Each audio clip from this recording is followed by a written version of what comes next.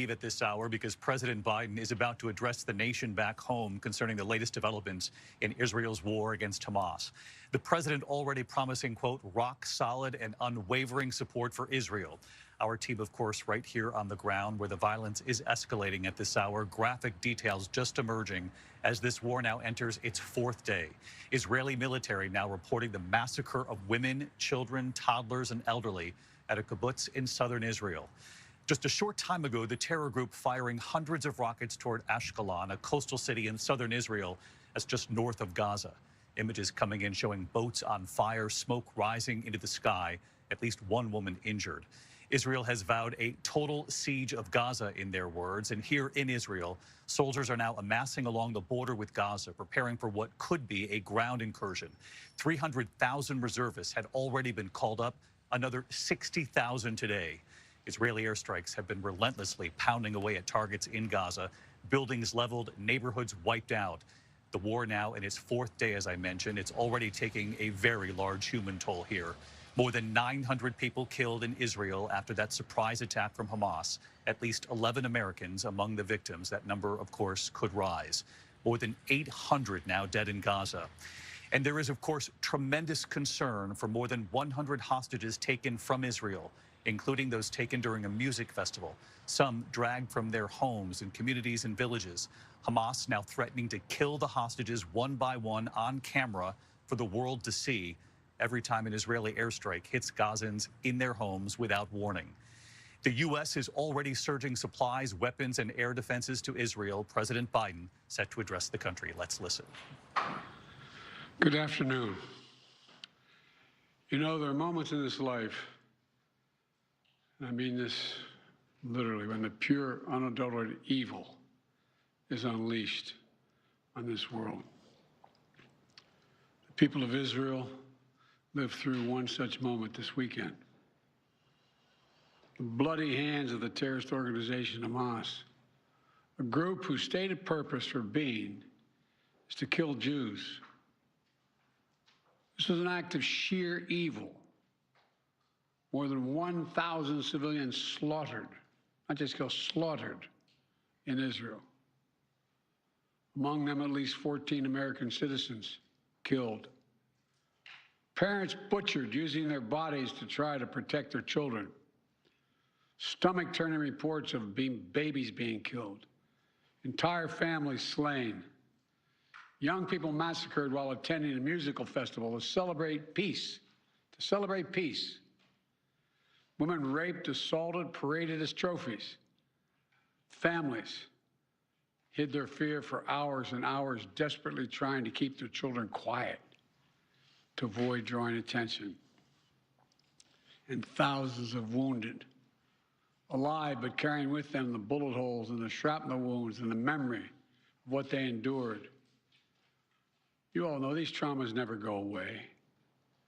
There's still so many families desperately waiting to hear the fate of their loved ones, not knowing if they're alive or dead or hostages. Infants in their mother's arms, grandparents in wheelchairs, Holocaust survivors abducted and held hostage. Hostages whom Hamas has now threatened to execute in violation of every code of human morality. It's abhorrent. The brutality of Hamas, these bloodthirstiness brings to mind the worst rampages of ISIS. This is terrorism. But sadly, for the Jewish people, it's not new. This attack has brought to the surface painful memories and the scars left by a millennia of anti-Semitism and genocide of the Jewish people. So in this moment, we must be crystal clear. We stand with Israel. We stand with Israel. And we will make sure Israel has what it needs to take care of its citizens, defend itself, and respond to this attack. There's no justification for terrorism. There's no excuse. Hamas does not stand for the Palestinian people's right to dignity and self-determination. Its stated purpose is the annihilation of the state of Israel and the murder of Jewish people.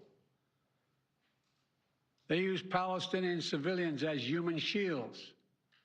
Hamas offers nothing but terror and bloodshed with no regard to who pays the price.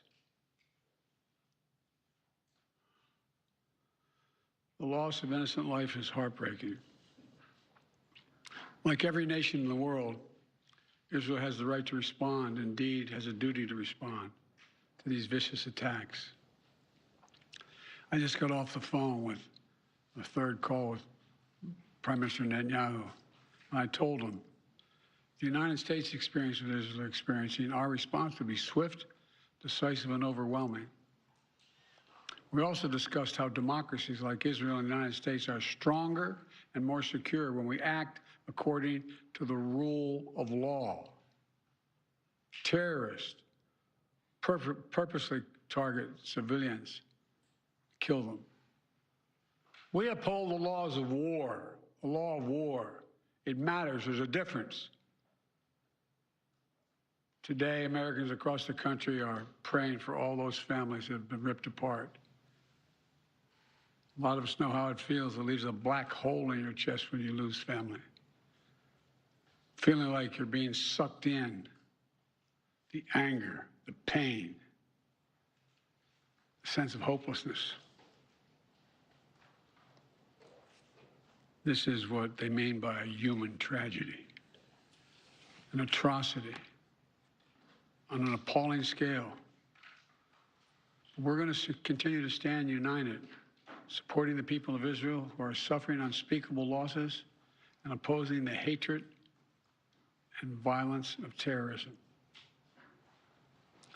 My team has been in near constant communication with our Israeli partners and partners all across the region and the world from the moment this crisis began. We're surging additional military assistance, including ammunition and interceptors, to replenish Iron Dome. We're going to make sure that Israel does not run out of these critical assets to defend its cities and its citizens. My administration has consulted closely with Congress throughout this crisis. When Congress returns, we're going to ask them to take urgent action to fund the national security requirements of our critical partners. This is not about party or politics. This is about the security of our world, the security of the United States of America. We now know that American citizens are among those being held by Hamas. I've directed my team to share intelligence and deploy additional experts from across the United States government to consult with and advise Israeli counterparts on hostage recovery efforts. Because as president, I have no higher priority than the safety of Americans being held hostage around the world.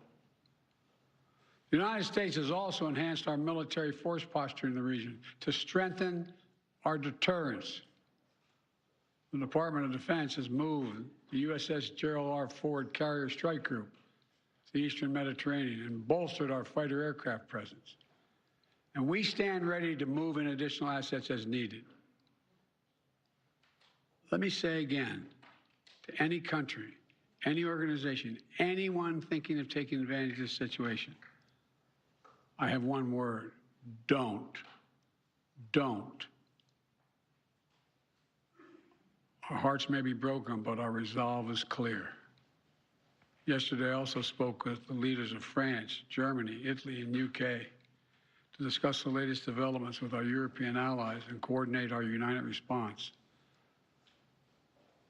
This comes on top of days of steady engagement with partners across the region. We're also taking steps at home. In cities across the United States of America, police departments have stepped up security around centers of Jewish life. The Department of Homeland Security and the Federal Bureau of Investigation are working closely with state and local law enforcement and Jewish community partners to identify and disrupt any domestic threat that could emerge in connection with these horrific attacks. This is a moment for the United States to come together, to grieve with those who are mourning. Let's be real clear. There is no place for hate in America. Not against Jews, not against Muslims, not against anybody. We reject What we reject is terrorism. We condemn the indiscriminate evil, just as we've always done. That's what America stands for. You know, just over 50 years ago, I was thinking about it this morning, talking to the Secretary of State, the Vice President in my office. Over 50 years ago, as a young senator, I visited Israel for the first time as a newly elected senator. And I had a long, long trip, a meeting with Golda Meir in her office just before the Yom Kippur War. And I guess she could see the consternation on my face as she described what was being faced, they were facing. We walked outside in that sort of hallway outside her office to have some photos. She looked at me all of a sudden and said, "Would you like to have a photograph?" And so I got up and followed her out. We were standing there silent, looking at the press. She could tell, I guess, I was concerned. She leaned over and whispered to me, she said, "Don't worry, Senator Biden. We have a secret rep in here in Israel." My word is what she said. We have no place else to go. We have no place else to go. For 75 years, Israel has stood as the ultimate guarantor of the security of Jewish people around the world, so that the atrocities of the past could never happen again. And let there be no doubt, the United States has Israel's back. We will make sure the Jewish and democratic state of Israel can defend itself today, tomorrow, as we always have. It's as simple as that. These atrocities have been sickening. We're with Israel. Let's make no mistake. Thank you. Mr. President, what was your reaction? President Biden in the state dining room at the White House talking about Israel at war, and of course that surprise and brutal attack from Hamas over the weekend. He made news here just moments ago, saying for the first time that we now know that Americans are among the kidnapped being held by Hamas. He said, "I have no higher priority than American hostages being held around the world." He also said, "Let's make this crystal clear. We stand with Israel, that Israel has a right and should respond to Hamas." I want to get to our chief foreign correspondent, Ian Pannell. And Ian, he didn't talk about, obviously, the hundreds of thousands of Israeli troops amassed now along this border with Gaza, whether or not there could be a ground incursion coming. But he did make it very clear that the U.S. stands with Israel. Yes, that's right. I mean, and he also talks about that if it were the U.S., there would be this swift, decisive response, and that would seem to indicate something of a green light to Israel that it can respond in this way. I mean, we've seen this build up over a number of days of this military infrastructure that you would need for any kind of ground invasion. There are huge challenges. I mean, having the munitions and the military support, which President Biden referred to there, I think is probably essential for Israel, not just to have the moral support, but to have the physical support. But there are huge challenges also to try and conduct that kind of operation on the ground. It's the challenge of a standing regular army to try and take on a guerrilla organization. Hamas has benefited from using guerrilla tactics, catching Israel by surprise. There's a huge challenge for Israel to try and respond. I think the statement from President Biden, the support of the American people will be hugely welcome. I think the presence of the aircraft carrier also sends an important signal of support. And if Congress elects, the House elects a speaker, and there are then decisions and funds allocated, that also will be important. I think the other thing that stood out for me was a very clear warning from President Biden for any other country or organization, a clear reference to Iran or Hezbollah, one of its proxy groups, up across the northern border into Lebanon, that if any of them are thinking of capitalizing on this situation, his message was very simple: don't. Now, what would the consequences be if they did do that? Well, we don't know. But I think the posture of the United States indicates not just standing with Israel, but also standing with Israel against its enemies. Ian Pannell, our chief foreign correspondent, with me here in Israel for this. Ian, thank you. I want to bring in James Longman, also live here in Tel Aviv. And James, you and I have been talking with many families who await word on their loved ones. We know of at least 100 people. That number could go higher, being held captive, hostage by Hamas inside Gaza. And you heard the president there for the first time acknowledge that the U.S. does believe Americans are among those being held hostage. The big challenge here, James, though, for Israel is moving forward with its retaliation, and yet knowing there's now been this threat from Hamas to take action to kill the hostages if these strikes hit homes of civilians inside Gaza.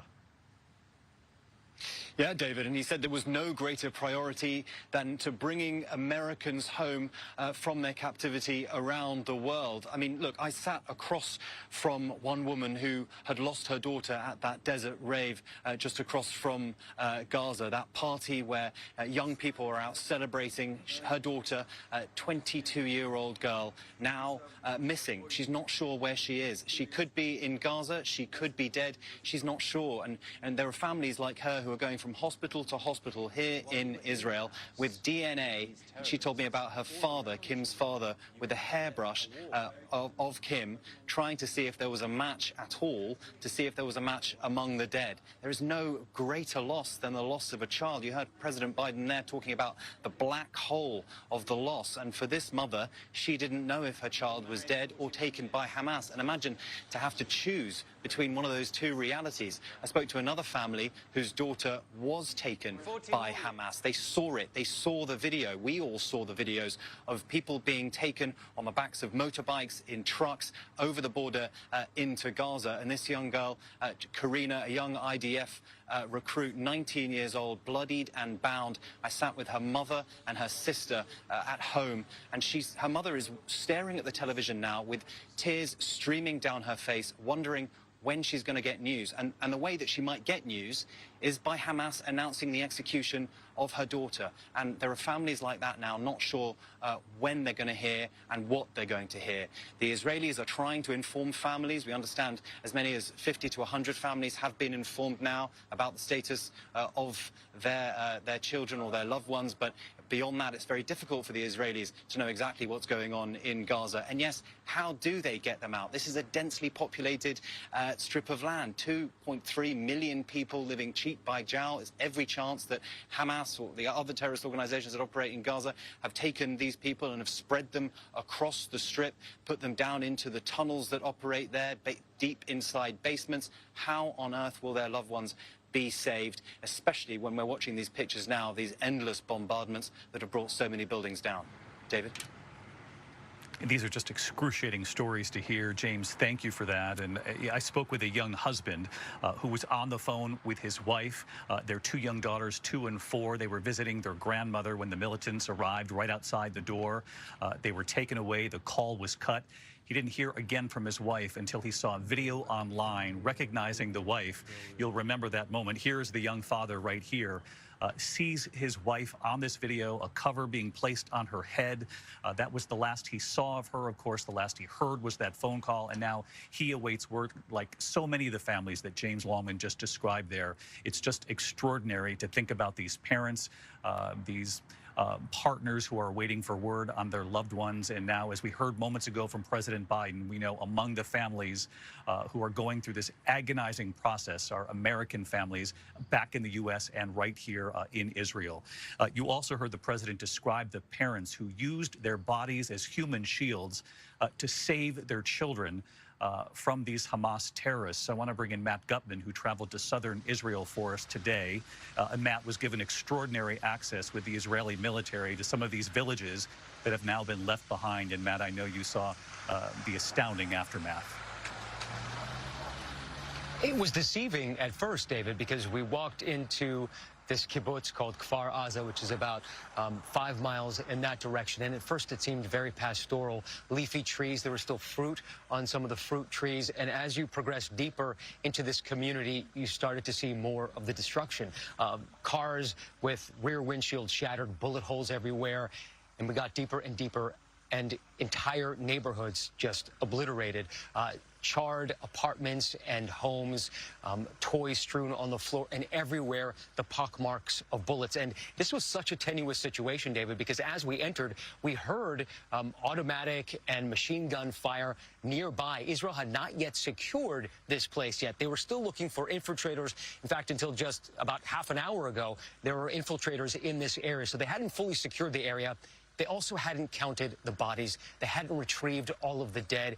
And we were there, and hear some of the booms from Gaza nearby, and we were there as they started taking out the bodies. And one of the generals describing what President Biden talked about, that it was images that he had seen in the Holocaust, a kind of barbarity that he would never have imagined. He described it in this row of houses used by the youth in that kibbutz, that children's throats were slit.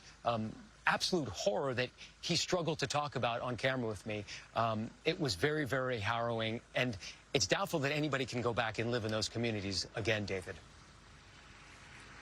It's very difficult to wrap your head around this kind of horror being witnessed by the world. Matt Gutman, our thanks to you. And I want to bring in our Chief Global Affairs correspondent, Martha Raddatz, also with us for our coverage. And Martha, you heard the president talking about sending the supplies Israel will need to keep the Iron Dome effective in this fight against Hamas. He also talked about the carrier, and there's word late today that a second one, there's now discussions about the possibility that that could come to the region too.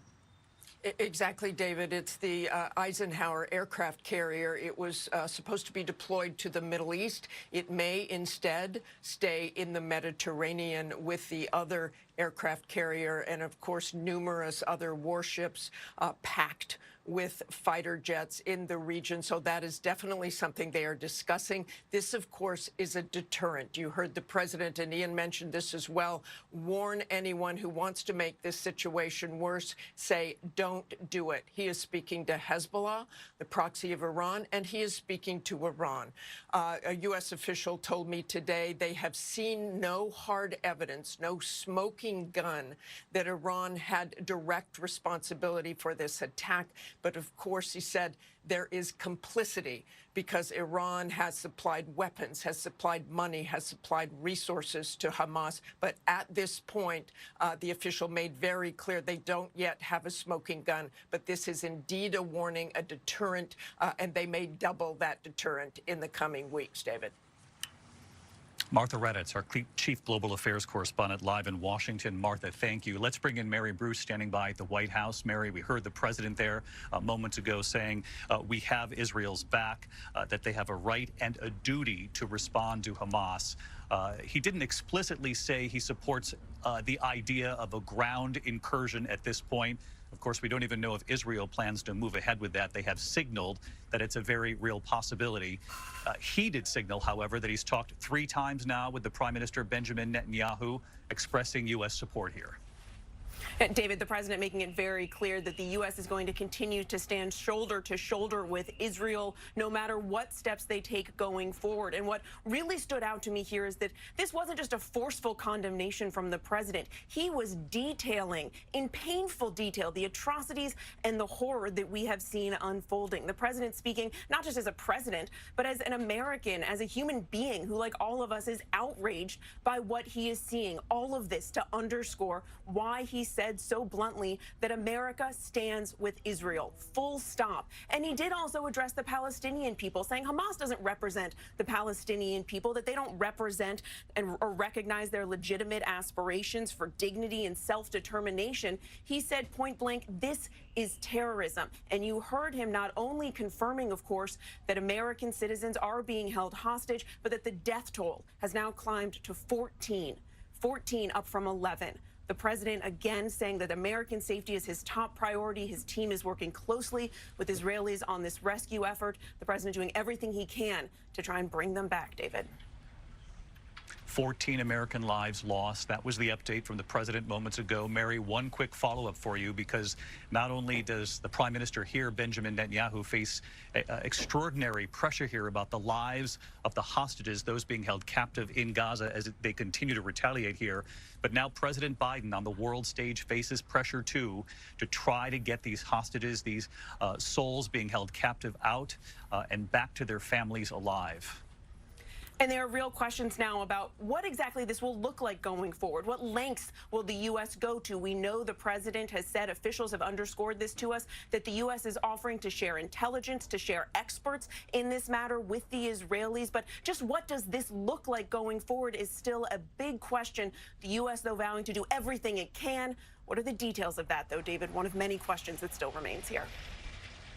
A major question going forward. Mary Bruce, live at the White House. Mary, our thanks to you and to all of our teams on the ground here in Israel, their photographers, their crew. Of course, this is a very dangerous situation, and we appreciate everyone's efforts here on the ground. Our coverage continues on ABC News Live, abcnews.com, and I'll be back with the entire team for World News Tonight. I'll see you then. I'm David Muir in Tel Aviv. Good day. This has been a special report from ABC News. Relying only on drops? Not me. My own real tears are my relief. Ask your eye doctor about Tearvia. Okay, everyone. Our mission is to provide complete balanced nutrition for strength and energy. Ensure with 27 vitamins and minerals, nutrients for immune health, and Ensure Complete with 30 grams of protein.